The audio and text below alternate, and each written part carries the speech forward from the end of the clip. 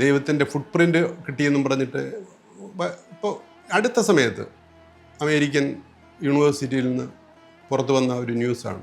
ഉച്ച മുതൽ മേൽചുണ്ടിൻ്റെ ഭാഗം വരെ വരുന്ന ഒരു താമരമൊട്ട് പോലെയാണ് ജീവൻ്റെ ഇരിപ്പ്. ആ വിരാട് പുരുഷനല്ല യഥാർത്ഥ ദൈവം. യഥാർത്ഥ ദൈവം പരമപുരുഷനാണ്. പരമപുരുഷൻ എന്ന് പറഞ്ഞാൽ ഈശ്വരൻ എന്ന് പറയുമ്പോൾ ഈശ്വര സർവഭൂതാനാം ഹൃദയേശോ അന്തര തിഷ്ഠതി എന്ന് പറയാം. എല്ലാ ഭൂതങ്ങളുടെയും ഹൃദയത്തിൽ സ്ഥിതി ചെയ്യുന്നതാണ് ഈശ്വരൻ.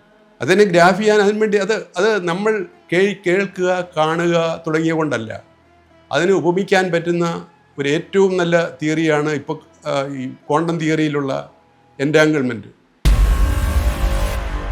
ദൈവം, ഈശ്വരൻ, ജീവൻ എന്ന് പറയുമ്പോൾ ഇപ്പോൾ ഈ ഭക്തരേക്കാൾ ചർച്ച ചെയ്തുകൊണ്ടിരിക്കുന്നത് ഫിസിക്സിലാണ്. ലേറ്റസ്റ്റായിട്ട് ഫിസിക്സിൽ ദൈവത്തിൻ്റെ ഫുട് പ്രിൻ്റ് കിട്ടി. അതിൻ്റെ ഏതോ ഒരു മാത്തമാറ്റിക്കൽ സൊല്യൂഷനിൽ ദൈവത്തിൻ്റെ ഫുട് പ്രിൻ്റ് കിട്ടിയെന്നും പറഞ്ഞിട്ട് ഇപ്പോൾ അടുത്ത സമയത്ത് അമേരിക്കൻ യൂണിവേഴ്സിറ്റിയിൽ നിന്ന് പുറത്തു വന്ന ഒരു ന്യൂസാണ്. അപ്പോൾ ഈ ഫുട് പ്രിൻ്റ് അല്ല, ഫുള്ളായിട്ട് അദ്ദേഹം ഉണ്ടെന്ന് ഞാൻ നേരിട്ട് കണ്ടിട്ടുള്ളതാണ്. പക്ഷേ അത് നമ്മൾ എല്ലാവരും വിചാരിക്കുന്ന രൂപത്തിൽ, ഒരു മനുഷ്യരൂപത്തിലോ മൃഗരൂപത്തിലോ ഒന്നുമല്ല ഞാൻ കണ്ടിട്ടുള്ളത്. അപ്പോൾ അങ്ങനെ ദൈവത്തെപ്പറ്റി പറയുമ്പോൾ ആദ്യം നമുക്ക് പറയേണ്ടത്, ദൈവത്തെപ്പറ്റി പറയുന്നതിന് മുമ്പ് നമുക്ക് പറയേണ്ടത് നമ്മളെപ്പറ്റിയാണ്. നമ്മളെങ്ങനെ ഇരിക്കുകയാണ്, ഒരു മനുഷ്യൻ എങ്ങനെ ഇരിക്കുകയാണ്, ഒരു മനുഷ്യൻ്റെ ഉള്ളിൽ മനുഷ്യത്വം നൽകുന്ന അഥവാ ഞാനൊരു ഒരു ശവമാണ് ഞാൻ. ആ ശവത്തെ മനുഷ്യനാക്കുന്ന സാധനം ഏതാണ്? അത് ജീവനാണ്. ആ ജീവൻ എങ്ങനെ ഇരിക്കുകയാണ് എൻ്റെ ബോഡിയിൽ?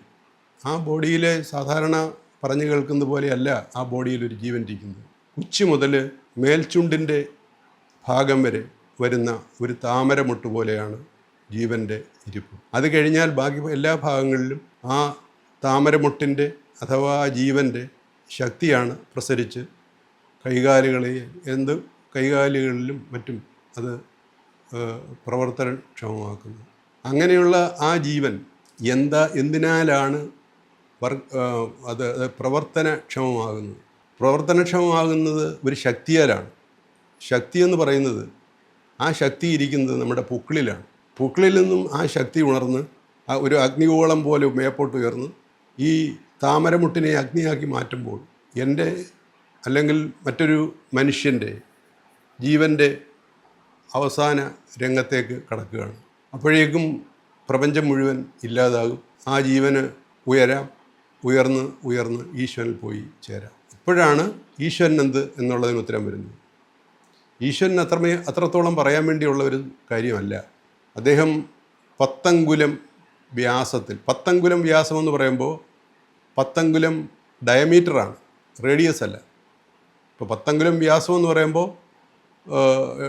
20 അങ്കുലം ഡയമീറ്ററാണോ എന്ന് സംശയിക്കും. അല്ല, 10 അങ്കുലത്തിന് 5 അങ്കുലം റേഡിയസിൽ റൗണ്ടായിട്ടുള്ള ചന്ദ്രൻ്റെ നിറവും സൂര്യനെ പോലെ തിളങ്ങുന്നതുമായ ഒരു വസ്തു എന്ന് ഈശ്വരനെ വിശേഷിപ്പിക്കുന്നത് ശരിയല്ല. അതാണ് ഈശ്വരൻ. അത് എവിടെ നിൽക്കുന്നു എന്ന് ചോദിച്ചാൽ നമ്മുടെ തലയ്ക്ക് എല്ലാവരുടെയും ഒരു ഫിസിക്സിൽ പറയുന്ന ഒരു സൂപ്പർ പൊസിഷൻ പോലെ നിൽക്കുകയാണ്. എല്ലാവരുടെയും തലയുടെ മുകളിൽ ഈ ഹിന്ദു മതപ്രകാരം പറഞ്ഞാൽ 7 ലോകങ്ങൾക്കും അപ്പുറം മറ്റൊരു പ്രപഞ്ചമുണ്ട്. അതാണ് പരാകാശം. ആ പരാകാശത്തിൻ്റെ ഏറ്റവും മുകളിലാണ് അദ്ദേഹത്തിൻ്റെ സ്ഥാനം. അപ്പോൾ നമുക്ക് ഈ മാറ്റർ വേൾഡ് എന്ന് പറയുന്നത് തന്നെ വളരെ വിദൂരമായിട്ട് തോന്നും. മാറ്റർ വേൾഡ്, ആ മാറ്റർ വേൾഡിനും അപ്പുറം മാറ്റർ ഇല്ലാത്ത ഒരു വേൾഡുണ്ട്, ഒരു ആകാശമുണ്ട്. അത് ഒരു വീഡിയോ ഞാൻ പറഞ്ഞാണ്, ഹൈ ഡെൻസിറ്റി ഉള്ള ഒരു ആകാശമാണ്. അതിൻ്റെ ഏറ്റവും ടോപ്പിലാണ് ഇദ്ദേഹത്തിൻ്റെ സ്ഥിതി. അദ്ദേഹം ഒരിക്കലും അവിടുന്ന് മറ്റൊരു തലത്തിലേക്ക് മാറാറില്ല. മറ്റൊരു തലത്തിലേക്ക് മാറുന്നത് അദ്ദേഹത്തിൻ്റെ ഒരു ഫോട്ടോസ്റ്റാറ്റാണ്. അത് മുമ്പേ പറഞ്ഞ ജീവൻ്റെ ആകൃതിയാണ്.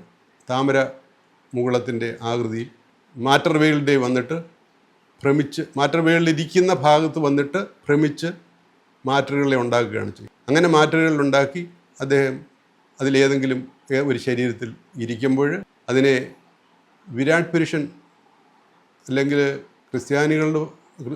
ക്രിസ്തീയ ഭാഷയിൽ പറഞ്ഞാൽ പുത്രൻ, ഹിന്ദുക്കളുടെ വേദഭാഷയിൽ പറഞ്ഞാൽ വിരാട് പുരുഷൻ എന്നൊക്കെ പറയാം. പക്ഷേ ആ വിരാട് പുരുഷനല്ല യഥാർത്ഥ ദൈവം. യഥാർത്ഥ ദൈവം പരമപുരുഷനാണ്. പരമപുരുഷൻ എന്ന് പറഞ്ഞാൽ നമ്മളുടെ ഗായത്രിയിൽ പറയുന്നത് പരമപുരുഷനെയാണ്.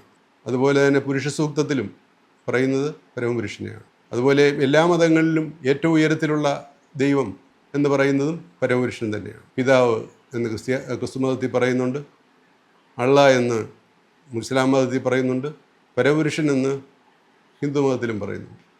പക്ഷേ എത്ര പേര് അതിൻ്റെ യഥാർത്ഥ രൂപത്തിലെ അറിയുന്നു എന്നുള്ളത് സംശയാസ്പദമായ കാര്യമാണ്. ഇതിനൊരു സവിശേഷതയുള്ളത്, നമ്മളൊരു വസ്തുവിൽ നിന്നും അകന്നുകൊണ്ടിരിക്കുമ്പോൾ ഇത്രത്തോളം അകലെയാണ് ഈ പരമപുരുഷൻ നിൽക്കുന്നത്. പക്ഷേ ആ പരമപുരുഷൻ 10 അങ്കുലമാണെന്നും പറഞ്ഞു. ഏറ്റവും അടുത്ത് ചെന്നാലും 10 അങ്കുലമാണ്, ഏറ്റവും അകന്നു നിന്നാലും 10 അങ്കുലം തന്നെയാണ്. ഇപ്പോൾ സൂര്യൻ ഒരു വലിയ നക്ഷത്രമാണ് ഭൂമിയെ അപേക്ഷിച്ച്. പക്ഷേ ആ വലിയ നക്ഷത്രമാണെങ്കിലും ഭൂമിയുടെ എത്രയോ മടങ്ങുണ്ട്.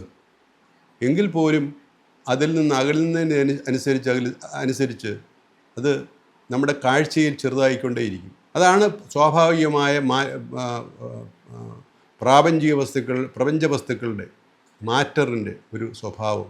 അകലും തോറും അതിൻ്റെ കാഴ്ചയിലുള്ള വ്യാപ്തി കുറഞ്ഞുകൊണ്ടേയിരിക്കും. ചന്ദ്രൻ വലിയൊരു ഉപഗ്രഹമാണ്. പക്ഷേ അതിൽ നിന്നും അകലും തോറും അത് നമ്മുടെ കാഴ്ചയിൽ ചെറുതായിക്കൊണ്ടിരിക്കും. എന്നാൽ ഈ പരമാത്മാവായ ദൈവത്തിന് അങ്ങനല്ല. ഏറ്റവും അടുത്ത് ചെന്നാലും 10 അങ്കുലം, ഏറ്റവും അകന്നു നിന്നാലും 10 അങ്കുലം തന്നെയാണ്. അപ്പം നമ്മൾ ഇവിടെ നിന്ന് നോക്കിയാലും ഇവിടെ നമുക്ക് നമ്മളുടെ അന്തരാത്മാവ് കൊണ്ട് നോക്കാൻ പറ്റുമെങ്കിൽ 10 അങ്കുലത്തിലേ കാണാൻ പറ്റുള്ളൂ. അതിൽ ചെറുതായിട്ട് കാണാൻ പറ്റില്ല. അതാണ് ഈശ്വരൻ്റെ ഒരു പ്രത്യേകത. മാത്രമല്ല ഇപ്പം ഇതിനോട് ഏറ്റവും ഇപ്പോൾ അടുത്ത് പറയാവുന്ന ഒരു വേദാന്തമല്ല, ഫിസിക്സാണ്. ഈ ഫിസിക്സിലെ ക്വാണ്ടം എൻറ്റാങ്കിൾമെൻറ്റ് എന്ന് പറഞ്ഞ ഒരു സബ്ജക്റ്റ്, ഒരു ഭാഗമുണ്ട്. അതായത് എത്ര കോടി കിലോമീറ്റർ ഒരു സബാറ്റോമിക് എൻറ്റാങ്കിൾഡ് ആയിട്ടുള്ള ഒരു സബാറ്റോമിക് പാർട്ടിക്കിൾ എത്ര കോടി കിലോമീറ്ററോ അതിനപ്പുറമുള്ള ഒരു അളവുകോലിൽ കൊണ്ടുവച്ചാലും പ്രകാശത്തിനെത്താൻ കഴിയുന്നതിനും എത്രയോ മുമ്പേ ആ നിമിഷം തന്നെ ഈ കോടാനുകോടി കിലോമീറ്ററുകൾ അപ്പുറം വെച്ചാലും അല്ലെ നമ്മുടെ ഈ പ്രപഞ്ചത്തിൽ നിന്നും അടുത്ത പ്രപഞ്ചത്തിൽ ഈ സബാറ്റോമിക് പാർട്ടിക്കിൾ കൊണ്ടുവച്ചാലും ഇവിടുത്തെ സബാറ്റോമിക് പാർട്ടിക്കിൾ വലതുവശം ഇങ്ങനെ ക്ലോക്ക് വൈസായിട്ട് തിരിഞ്ഞുകൊണ്ടിരിക്കുകയാണെങ്കിൽ നമ്മൾ ആർട്ടിഫിഷ്യലായിട്ട് അതിനെ പെട്ടെന്ന് ആൻറ്റി ക്ലോക്ക് വൈസ് ആക്കിയാൽ ഈ അടുത്ത പ്രപഞ്ചത്തിലിരിക്കുന്ന നമ്മൾ കൊണ്ടുവച്ച സബാറ്റോമിക് പാർട്ടിക്കിൾ ഓട്ടോമാറ്റിക്കായിട്ട് അത് തിരിഞ്ഞുകൊണ്ടിരിക്കുന്നത് നേരെ എതിരാകും. ഇത് പറഞ്ഞതുപോലെയാണ് ദൈവത്തിൻ്റെ സ്വഭാവം. നമ്മൾ ചെയ്യുന്ന ഓരോ പ്രവൃത്തിയും അദ്ദേഹം ഗ്രാഫ് ചെയ്തുകൊണ്ടിരിക്കുകയാണ്. അതിനെ ഗ്രാഫ് ചെയ്യാൻ അതിനുവേണ്ടി അത് നമ്മൾ കേൾക്കുക, കാണുക തുടങ്ങിയ കൊണ്ടല്ല. അതിന് ഉപമിക്കാൻ പറ്റുന്ന ഒരു ഏറ്റവും നല്ല തിയറിയാണ് ഇപ്പോൾ ഈ ക്വാണ്ടം തിയറിയിലുള്ള എൻറ്റാങ്കിൾമെൻറ്റ്. അതുകൊണ്ടാണ് ഞാൻ ആ എൻറ്റാങ്കിൾമെൻറ്റിനെ പറ്റി പറഞ്ഞത്. അതിനിനിയും സമാനമായി പറയാൻ വേദാന്തത്തിലൊന്നുമില്ല. ദൈവം എങ്ങനെ ഈ കാര്യങ്ങൾ അറിയുന്നു, നമ്മൾ ചെയ്യുന്നതോ മറ്റൊരാൾ ചെയ്യുന്നതോ എങ്ങനെ ദൈവം അറിയുന്നു എന്ന് പറയാൻ വേദാന്തത്തിലോ ഭക്തിയിലോ മറ്റേതെങ്കിലും ഒരു തലത്തിൽ ഒരു എക്സ്പ്ലനേഷൻ എൻറ്റാങ്കിൾമെൻറ്റ് പോലെ എക്സ്പ്ലെയിൻ ചെയ്യാവുന്ന ഒരു വസ്തുവില്ല. ശരിക്കും ഈ എൻറ്റാങ്കിൾമെൻറ്റ് കണ്ടീഷൻ തന്നെയാണ് ഈശ്വരനിലുള്ളത്. നമ്മുടെ ഉള്ളിലുള്ള ഈശ്വരാംശം അറിയുന്നത് നാം ചെയ്യുമ്പോൾ തന്നെ അറിയും. ആ അറിയുന്ന അതേ നിമിഷം പരമപുരുഷനിലും അറിയും. ഇത്രയും വളരെ ദൂരെയായിട്ടും അതേ നിമിഷം അറിയും. അതാണ് മനുഷ്യനായാലും ഏത് ജീവനായാലും ജീവനിൽ പ്രശ്നങ്ങൾ ആ ജന്മത്തിലായാലും പിന്നീടുള്ള ജന്മത്തിലായാലും ഇതെന്തേ എനിക്കിങ്ങനെ സംഭവിക്കാൻ കാരണം ഇതിനകത്തെ ഒരു അക്ഷരം പോലും ദൈവം വിടാറില്ല. ഇതാണ് ഈശ്വരനെ പറ്റി കൂടുതൽ പറയാനില്ല, ഇത്ര തന്നെ ഉള്ളൂ. ദശാങ്കുലപുരുഷൻ എന്നുള്ള അതുകൊണ്ട് ഈശ്വരൻ്റെ ഭാവം തീരുകയാണ്. അദ്ദേഹത്തിൻ്റെ അറിയുന്ന കാര്യം ഞാൻ പറഞ്ഞല്ലോ. അതിപ്പോൾ ഏറ്റവും കൂടുതൽ നമുക്ക് ഈശ്വരനെ പറ്റിയായാലും മനുഷ്യനെ പറ്റിയായാലും ഏറ്റവും കൂടുതൽ അറിയാൻ നമുക്ക് ആശ്രയിക്കാവുന്നത് ഫിസിക്സിനെയാണ്.